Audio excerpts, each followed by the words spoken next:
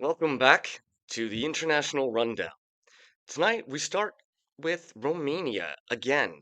Now, some of you may remember recently the Romanian Supreme Court overturned election results in the presidential election, stating that the one candidate, Georgescu, was somehow involved with Russian interference in the elections. Now, the Russians categorically deny this, and so does Georgescu. It seems that it really was politically motivated, and that this decision was driven by the main political parties in Romania, because Georgescu it was a far right candidate. Now, in his place are new far right candidates, particularly one Simeon. I hope I'm saying that right.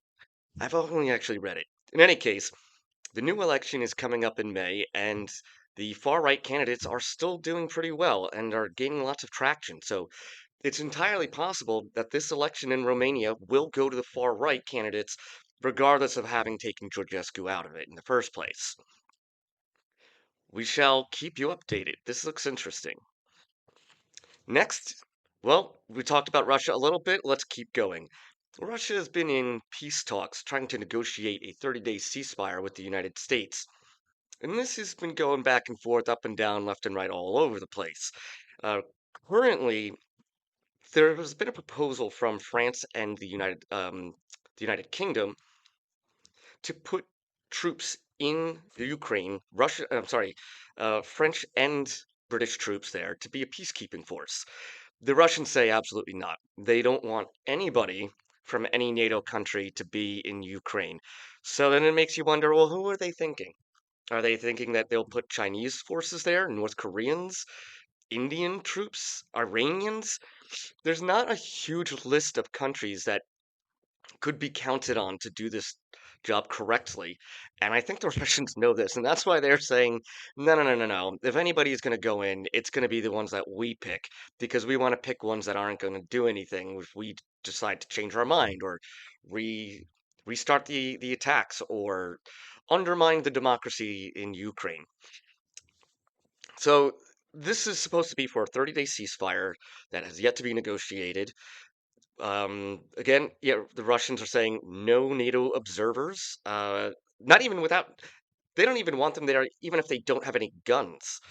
That's how ridiculous they're being right now.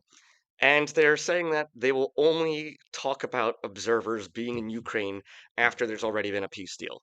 So once again, the Russians are saying, just give us what we want, because that's what we want.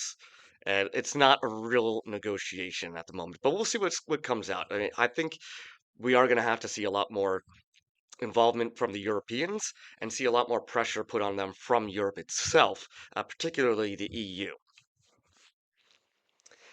Donald Trump has ordered airstrikes on the Houthi rebels in Yemen. This comes after the Houthi rebels have repeatedly targeted shipping, yeah, merchant ships in the Red Sea.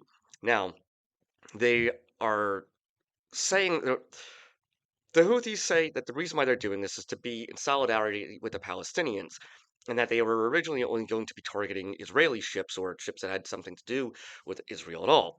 They didn't stick to that, and they started just attacking any ship that they felt like attacking coming through the Red Sea. This has disrupted shipping internationally and has resulted in the loss of merchant goods as well as the lives of sailors.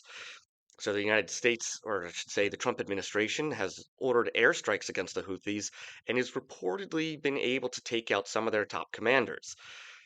Trump has promised more airstrikes until the Houthis come to heel and stop taking Iran's orders, uh, which makes this a little complicated. So the Houthis are backed by Iran, and they're causing trouble in the Red Sea. It's not in against Iran's interests. So there's layers to this, but the main point is the Trump administration is taking decisive action against the Houthis and is scoring some pretty big hits on them. And finally, there's been a bit of a border clash between Lebanon and Syria.